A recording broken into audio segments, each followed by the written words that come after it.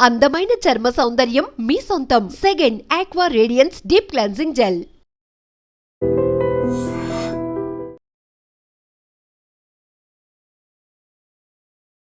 BRS MLC Kavitha గత వారం 10 రోజులుగా ఈమె వార్తల్లో నిలిచినటువంటి పరిస్థితి. ఈ రోజు కూడా కొన్ని హాట్ కామెంట్స్ చేసిండ్రు. కానీ మీడియా సమావేశం పెట్టి కాదు, చిట్ చాట్ అంటాం కదా, అంటే కేవలం కెమెరాస్ మాత్రమే ఉండవు, కానీ రిపోర్టర్స్తోని కొంత ఇష్టాగోష్ఠిగా మాట్లాడుతూ ఉంటారు. అప్పుడప్పుడు ఈ బిగ్ లీడర్స్ ఎవరైతే మీడియా ముందుకొచ్చి చెప్పాలని అనుకోరో ఆ అంశాలని కొంత చిట్ చాట్ ద్వారా కమ్యూనికేట్ చేసే ప్రయత్నం చేస్తారు. అందులో భాగంగానే ఇప్పుడు బీఆర్ఎస్ ఎమ్మెల్సీ కవిత కూడా అట్లానే చిట్ చాట్ చేసిండ్రు. అందులో చాలా విషయాలు ప్రస్తావించిండ్రు. అట్లాగే చాలా మందిని కూడా టార్గెట్ చేసి మాట్లాడినట్టు స్పష్టంగా అర్థమవుతోంది. యాక్చువల్లీ ఇప్పుడు కల్వకుంట్ల ఫ్యామిలీలో ఏం జరుగుతోంది అనేది అతిపెద్ద చర్చ. ఆమె లేఖ ఎప్పుడైతే రాసిందో ఆ లేఖ నేను మా నాన్నకి రాస్తే ఇన్ జనరల్లీ చాలా లేఖలు రాసిన, ఇప్పుడు కూడా అట్లనే రాసిన. ఎప్పుడు మా నాన్న ఈ లేఖలు చదివిన తర్వాత చించి డస్ట్బిన్లో వాడేస్తారు. కానీ పర్టికులర్గా ఈ లేఖనే ఎందుకు బయటకు వచ్చింది, ఇది ఎలా వచ్చింది అనేది అతిపెద్ద చర్చ. అండ్ ఇంకోటి ఏంటంటే కవిత గారికి ఉన్నటువంటి డౌట్, ఆమె డైరెక్ట్గానే అడుగుతున్నారు, నేను ఎప్పుడూ రాసేటటువంటి లేఖలేవి ఎప్పుడు బయటకు రాలే, మరి ఇప్పుడే ఎందుకు రావాలా అనేది ఒక చర్చ. ఇంకోటి తను డైరెక్ట్గా ఏం చెప్తుంది అంటే, నేను ఎప్పుడైతే ఢిల్లీలో అంటే జైల్లో ఉన్నానో, నేను జైల్లో ఉన్నటువంటి టైంలోనే బీఆర్ఎస్ పార్టీని బీజేపీలో విలీనం చేయాలి అనేటువంటి ప్రతిపాదన నడిచింది. ఇప్పుడు కూడా మరోసారి ఇప్పుడు బీఆర్ఎస్ని బీజేపీలో కలిపే ఒక కుట్ర జరుగుతోంది, ఇది నేను ఒప్పుకోను అనేటువంటి మాట చెప్పింది. ఎందుకు చెప్పిండ్రు అంటే, ఇప్పుడు లిక్కర్ స్కామ్కి సంబంధించి ఎప్పుడైతే ఈ స్కామ్ బయటకు వచ్చిందో, ఆరోపణలు ఎప్పుడైతే కవిత గారు ఎదుర్కొన్నారో అప్పటి నుంచి కూడా తను బీజేపీకి వ్యతిరేకంగా ఆబ్వియస్లీ. కానీ దానికంటే ముందు యాక్చువల్లీ కవిత బీజేపీలో జాయిన్ కావడానికి రెడీ అయిపోయారు, సిద్ధమైపోయారు అనేటువంటిది పెద్ద ఎత్తున ప్రచారం జరిగింది. ఏకంగా ప్రధాని నరేంద్ర మోడీయే చెప్పకనే చెప్పిండు, మీ ఫ్యామిలీ మెంబర్స్ మా పార్టీలో జాయిన్ కావడానికి రెడీ అయిపోయినరు అని. ఇంకెవరో కాదు కదా, కవితనే. స్పష్టమవుతోంది. ఇప్పుడు ఢిల్లీ లిక్కర్ స్కామ్ ఎప్పుడైతే బయటకు వచ్చిందో, తను జైలుకి వెళ్లాల్సిన పరిస్థితి వచ్చిందో, తనని జైల్లో పెట్టినటువంటి పార్టీ వైపు ఇప్పుడు మొగ్గు చూపే అవకాశం లేదు. ఆమెకు పూర్తిగా కోపమే ఉంది. ఇప్పుడు కవితని జైలు నుంచి బయటికి తీసుకురావాలంటే బీఆర్ఎస్ అధినేత కేసీఆర్ ఒక ఆప్షన్ ఏం పెట్టుకున్నాడంటే, చలో మన పార్టీనినైనా విలీనం చేసేద్దాం బీజేపీలా, నా బిడ్డ బయటకు వస్తే చాలు అనుకున్నాడు. ఆ విషయం కూడా జైల్లో ఉన్నటువంటి కవిత గారి దగ్గరికి తీసుకెళ్ళినప్పుడు తాను ససేమిరా అంది, నన్ను జైల్లో పెట్టిన పార్టీతోని మన పార్టీ ఎట్లా కలిసి ఉంటుంది ఆర్ విలీనం చేస్తారు, దానికంటే నేను ఎమ్మెల్సీకి రాజీనామా చేస్తా, అట్లాగే పార్టీకి కూడా రాజీనామా చేస్తా, నేను ఊకనే ఉంటా, యాజ్ ఏ కార్యకర్తగా ఉంటా అని నేను చెప్పినప్పుడు కేసీఆర్ గారే వద్దన్నారు, తొందరపడకు, నువ్వు డిసిషన్ తీసుకోకు అని చెప్పిండ్రు. కాబట్టే నేను ఇంకా కూడా ఎమ్మెల్సీగా అట్లాగే బీఆర్ఎస్ పార్టీలో యాజ్ ఏ కార్యకర్తగా, నిబద్ధత కలిగిన కార్యకర్తగా కొనసాగుతున్నా. కానీ మళ్ళా ఇప్పుడు మరోసారి ప్రయత్నం జరుగుతోంది, బీఆర్ఎస్ని బీజేపీలో విలీనం చేయడానికి ప్రయత్నం జరుగుతోంది, ఒక కుట్ర జరుగుతోంది అని మరోసారి కుండబద్దలు కొట్టిరు. సో చాలామంది ఎప్పటి నుంచో ఆరోపణలు ఏవైతే చేస్తున్నారో, బీజేపీ బీఆర్ఎస్ ఒక్కటే, బీజేపీ బీఆర్ఎస్ ఒక్కటే, ఎంపీ ఎలక్షన్స్ అప్పుడు మీరు సహకరించిండ్రు అనే మాట ఏదైతే ఉందో, ఇప్పుడు కవిత గారి మాటల్లోనే స్పష్టంగా చెప్తోంది, ఎస్ బీజేపీ బీఆర్ఎస్ ఒక్కటిగానే. మరి లాస్ట్ టైం జరిగినటువంటి ఎన్నికల్లో ముందర కలిసి ఉండకపోయినా కింద క్యాడర్ కానీ మిగతా వాళ్ళకి కానీ మెసేజ్ వెళ్ళిపోయింది క్లియర్ కట్గా, మీరు కామ్గా ఉండండి, జస్ట్ బీజేపీకి ఓట్లు పడని, మీరేదో ఉన్నామంటే ఉన్నామన్న టైప్లో ఉండండి, ఇంకా కావాల్సి వస్తే మన పార్టీకి కాదు బీజేపీకే వేయించే దిశగా మీరు అడుగులు వేయండి అని పూర్తిగా కేసీఆరే గ్రౌండ్ లెవెల్ కార్యకర్తలకు ఆర్ ఈ మిగతా నాయకులుగా ఆదేశాలు జారీ చేసినట్టుగా కూడా ఒక ప్రచారం అయితే జరిగింది. సరే, దానికి సంబంధించి ఎవిడెన్స్లు అవన్నీ ఏం లేవు, కానీ ఇప్పుడు కవిత గారి మాటల్లో మాత్రం ఇప్పుడు అర్థమవుతోంది, ఎస్ కింద గ్రౌండ్ లెవెల్లో బీజేపీ బీఆర్ఎస్ కలిసి పనిచేశాయి అనేటువంటిది ఇప్పుడు తను చెప్పకనే చెప్పినట్టు అర్థమవుతోంది.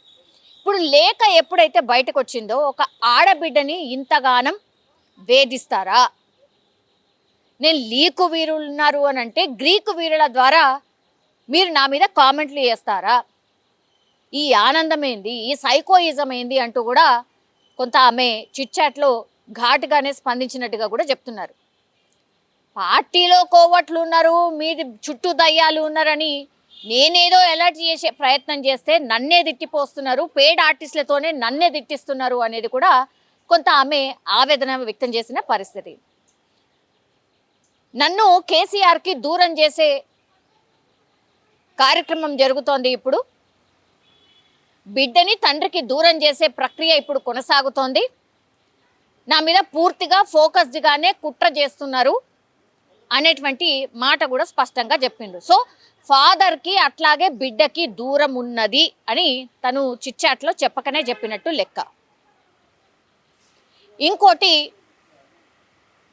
ఒక వార్తాపత్రికలో ఒక వార్త వచ్చింది, కవిత గారు కాంగ్రెస్ పార్టీలోకి వెళ్ళబోతున్నారు అని. కాంగ్రెస్ పార్టీలకు వెళ్ళబోతున్నారు 6 ఎవరైతే ఎమ్మెల్యేలు ఉన్నారో, బీఆర్ఎస్కి సంబంధించిన ఎమ్మెల్యేలు ఎవరున్నారో ఎమ్మెల్యేలు, ఆ తర్వాత నేను వస్తాం మీ పార్టీలోకి, నాకు మంత్రి పదవి ఇవ్వండి అనే ప్రపోజల్ పెట్టినట్టుగా పెద్ద ఎత్తున ప్రచారం అయితే జరిగింది. నిన్న ట్విట్టర్ వేదికగా ఆమె స్పందించింది. ఇది జర్నలిజం అంటారా? అసలు ఈ సోర్స్ ఎక్కడిది? మీకెవరు చెప్పిండ్రు? నన్ను ఏమన్నా సంప్రదించిండ్రా? ఈ వార్త మీరు ఎట్లా రాస్తారు అని ట్విట్టర్ వేదికగా ఆ పేపర్ని ట్యాగ్ చేస్తూ ఆమె క్వశ్చన్ చేయడం జరిగింది. సో దాంతో అగైన్ ఆ దినపత్రిక ఒక ఆన్సర్ ఇచ్చింది, మా దగ్గర పక్కా సోర్స్ ఉన్నది, మీరు నెలన్నర క్రితం కర్ణాటకకు సంబంధించిన డీకే శివకుమార్ని కలిసిండ్రు, అట్లాగే కాంగ్రెస్ పార్టీకి సంబంధించిన పూర్తిగా హెడ్ అనుకోండి మల్లికార్జున ఖర్గేని కలిసిండ్రు, ఈ పూర్తి ప్రపోజల్ని కూడా మీరు కాంగ్రెస్ పార్టీ ముందు పెట్టిండ్రు, వాళ్ళు కూడా ఆల్మోస్ట్ ఓకే అన్నారు, కానీ సీఎం రేవంత్ రెడ్డికి ఈ విషయం చేరిన తర్వాత మాత్రం ససేమిరా అని చెప్పిండ్రు. బికాజ్ ఈ ఫ్యామిలీకి సంబంధించిన డిస్ప్యూట్ ఏదైతే జరుగుతుందో వాటన్నిటికీ కాంగ్రెస్ పార్టీ కారణమవుతుంది, అట్లాగే మీరు ఒకవేళ కవిత గారిని కాంగ్రెస్ పార్టీలో చేర్చుకుంటే మాత్రం మన పార్టీ ఖతం అయిపోతుంది అనేటువంటి మాట చెప్పిండ్రట. అందుకని అధిష్టానం బ్యాక్ స్టెప్ వేసింది అనేటువంటిది ఈ వార్త సారాంశం.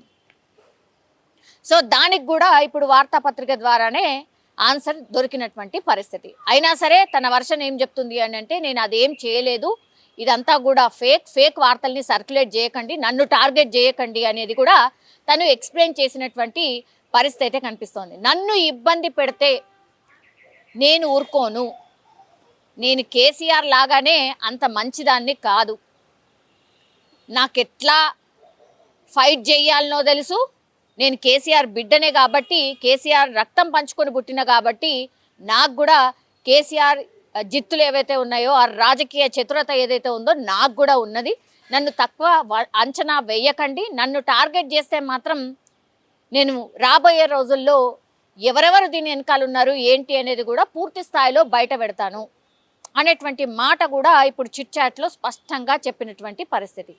ఈ మొత్తం ఎపిసోడ్ చూసినప్పుడు మాత్రం ఇప్పుడు కొత్త పార్టీ పెడతారా లేదా ఏంటా అనేది తర్వాతి సంగతి. పెడతారేమో మేబీ తెలియదు, కానీ తెలంగాణ జాగృతి తరఫున మాత్రం ఆమె గ్రౌండ్ లెవెల్లోకి వెళ్ళిపోతున్నారు, పూర్తిగా కమిటీలు వేసుకుంటున్నారు, తాను బలోపేతం అయ్యే కార్యక్రమాలు పూర్తిగా చేసినటువంటి పరిస్థితి అయితే కనిపిస్తోంది.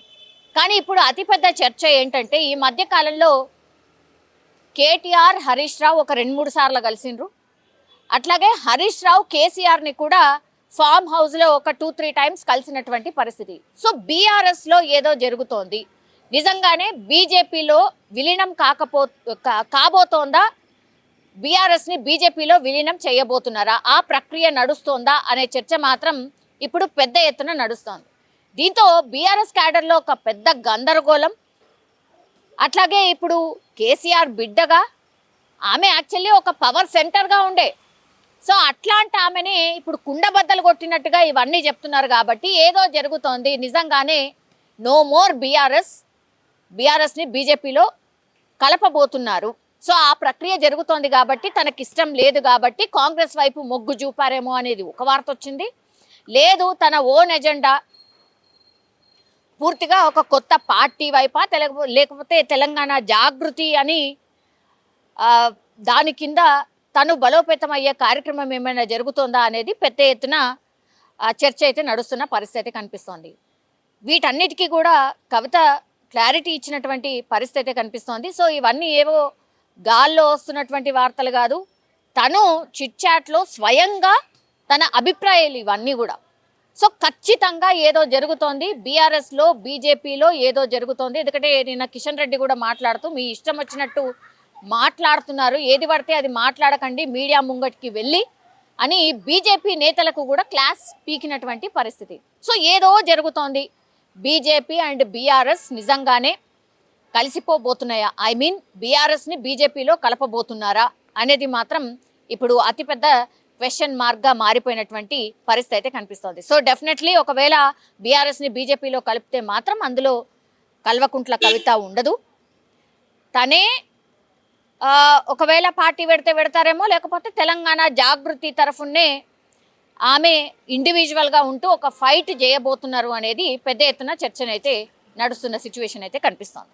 ఇప్పుడు కేసీఆర్ అట్లాగే కేటీఆర్ని టార్గెట్ చేస్తూ కవిత ఈరోజు చిట్ చాట్ చేసినటువంటి పరిస్థితిలో, ఆమె కామెంట్స్ చేసినటువంటి పరిస్థితిలో ఇప్పుడు అధిష్టానం ఏమాత్రం కామ్గా ఉండే పరిస్థితి లేదు అంటూ కూడా ఇప్పుడు వార్తలు వినిపిస్తున్నాయి. ఎందుకంటే మరి కాసేపట్లోనే ఎమ్మెల్సీ కవితకు బీఆర్ఎస్ తరఫున షోకాజ్ నోటీస్ జారీ చేయబోతున్నట్టుగా పెద్ద ఎత్తున వార్తలు అయితే వస్తున్న పరిస్థితి అయితే కనిపిస్తోంది. ఎందుకంటే ఇంకా అన్ని హద్దులు దాటి తను పార్టీ మీదనే కాదు, పార్టీ ప్రెసిడెంట్ మీద అట్లాగే వర్కింగ్ ప్రెసిడెంట్ మీద ఇప్పుడు కామెంట్స్ చేసిన పరిస్థితుల్లో ఇప్పుడు ఈమె మీద చర్యలు తీసుకోకపోతే మాత్రం పార్టీలో భిన్నమైన అభిప్రాయాలు వ్యక్తమవుతాయి. ఇక ఇష్టం వచ్చినట్టు ఎవరంటే వాళ్ళు మాట్లాడే అవకాశం ఉంటుంది. కాబట్టి షోకాజ్ నోటీసు ఇవ్వాల్సిందే కవితకి అనేటువంటి ఆలోచన చేస్తున్నట్టుగా స్పష్టంగా ఒక వార్తనైతే అందుతోంది. సో మరి కాసేపట్లోనే ఎమ్మెల్సీ కవితకు పార్టీ షోకాజ్ నోటీస్ ఇవ్వబోతున్నట్టుగా ఇప్పుడైతే వార్త అందుతున్నటువంటి సిచ్యువేషన్ అయితే కనిపిస్తోంది. ఎందుకంటే తాను రాసిన లేఖను అసలు ఎవరు లీక్ చేశారు అంటూ డిమాండ్ చేయడమే కాకుండా తన మీద కుట్ర చేస్తున్నారు, పార్టీని నడిపించడం చేత కాదు కానీ ఇట్లాంటి కుట్రలు మాత్రం చేస్తూ ఉంటారు, నన్ను బదనాం చేసే కార్యక్రమం చేస్తున్నారు అంటూ కూడా పెద్ద ఎత్తున ఆమె కామెంట్స్ చేసింది. కాబట్టి ఇంకా ఏ మాత్రం కూడా ఊరుకోవడానికి లేదు, ఖచ్చితంగా కవిత మీద వేటు పడాల్సిందే అని బీఆర్ఎస్ అధిష్టానం ఆలోచిస్తున్నట్టుగా, అలాగే బీఆర్ఎస్ ప్రెసిడెంట్ కేసీఆర్ ఆలోచిస్తున్నట్టుగా పెద్ద ఎత్తున వార్తలు అయితే వస్తున్న పరిస్థితి అయితే కనిపిస్తోంది. బీఆర్ఎస్ ఎమ్మెల్సీ కవితకి బీఆర్ఎస్ షోకాజ్ నోటీస్ జారీ చేసింది. ఎందుకంటే తను చాలా కామెంట్స్ అయితే చేసింది పార్టీ ప్రెసిడెంట్ మీద, అట్లాగే పార్టీ వర్కింగ్ ప్రెసిడెంట్ని టార్గెట్ చేస్తూ చాలా కామెంట్స్ చేసింది. కాబట్టి ఆమె పూర్తిగా పార్టీకి సంబంధించిన లైన్ దాటింది. కాబట్టి ఖచ్చితంగా ఆమెకు షోకాజ్ నోటీసులు ఇవ్వాల్సిందే, అట్లాగే క్రమశిక్షణ చర్య తీసుకోవాల్సిందే అని పూర్తిగా డిసైడ్ అయినట్టుగా కూడా వార్తలు వస్తున్నాయి. సో పూర్తిగా ఆమెకైతే కాసేపటి క్రితమే బీఆర్ఎస్ ఎమ్మెల్సీ కవితకైతే బీఆర్ఎస్ షోకాజ్ నోటీస్ అయితే జారీ చేసినటువంటి పరిస్థితి. క్రమశిక్షణ చర్యల్లో భాగంగా పార్టీ లైన్ దాటి పార్టీని ఇబ్బంది పెడుతూ మాట్లాడింది కాబట్టే ఆమెకి షోకాజ్ నోటీసులు ఇచ్చినట్టుగా బీఆర్ఎస్ వర్గాలు అయితే చెప్తున్నటువంటి పరిస్థితి అయితే కనిపిస్తోంది. ఇప్పుడు బీఆర్ఎస్ ఎమ్మెల్సీ కవిత ఎప్పుడైతే లేఖ రాసిందో ఆ లేఖ రాసినప్పటి నుంచి కూడా ఎవరంటే ఎవరు కూడా బీఆర్ఎస్కి సంబంధించిన నాయకులు ఒక్కళ్ళు కూడా దీని మీద ఏమైనా మాట్లాడతారా, స్పందిస్తారా అంటే కూడా ఏ మాత్రం కూడా స్పందించే పరిస్థితి లేదు. పూర్తిగా బీఆర్ఎస్ వర్గాలకి ఒక స్ట్రిక్ట్ ఆర్డర్ ఇచ్చింది, దీని మీద ఎవరు ఏమీ మాట్లాడకండి, నోరు విప్పకండి అని స్ట్రిక్ట్ ఆర్డర్స్ జారీ చేసినటువంటి పరిస్థితి. ఒకవేళ ఇట్లా ఎవరైనా సరే పార్టీ లైన్ దాటి మాట్లాడితే అది ఎవరైనా సరే కన్న కూతురైనా కన్న కొడుకైనా ఖచ్చితంగా ఇలాంటి చర్యలే ఉంటాయి. అట్లాగే పార్టీ లైన్ దాటి పార్టీని ఇబ్బంది పెట్టింది కాబట్టే షోకాజ్ నోటీసులు ఇచ్చాము అనేటువంటిది ఇప్పుడు బీఆర్ఎస్ వర్గాలు చెప్తున్నటువంటి సిచ్యువేషన్ అయితే కనిపిస్తోంది. ఇప్పుడు మరి కవిత చేసినటువంటి కామెంట్స్ ఏవైతే ఉన్నాయో అంటే బీఆర్ఎస్ని బీజేపీలో విలీనం చేయబోతున్నారు అనేటువంటి ప్రక్రియ నిజంగానే జరుగుతోంది అనేది కూడా ఒక రకంగా ఇప్పుడు రాజకీయ వర్గాల్లో ఒక చర్చ అయితే స్టార్ట్ అయింది. నో మోర్ బీఆర్ఎస్, ఇప్పుడు ఓన్లీ బీజేపీలో ఇప్పుడు బీఆర్ఎస్ని విలీనం చేయబోతున్నట్టుగా ఇప్పుడు కవిత చేసినటువంటి వ్యాఖ్యల ద్వారా మనకైతే అర్థమవుతోంది. నిజంగా ప్రస్తుతం ఉన్నటువంటి సమాజం దేనికి ప్రయారిటీ ఇస్తుంది? ఆర్థిక సంబంధాల చుట్టూ మాత్రమే తిరుగుతోంది. మళ్ళీ ఎన్నికలంగానే చాలా విరక్తి కలుగుతాం. మంచి అనిపిస్తుంది కదా, లేడీస్ కూడా ఛాలెంజింగ్ జాబ్స్ చేసినప్పుడు చాలా బాగుంటది. ట్రాఫిక్ అసిస్టెంట్స్ గా నియమించిన ట్రాన్స్జెండర్స్ అందరితో సాల్యూట్ చేయించుకుంటున్నారు. ఫుడ్ డెలివరీ ఇవ్వటానికి వెళ్ళినటువంటి డెలివరీ బాయ్ అనిల్ పై కళ్ళ ముందు పెళ్ళండి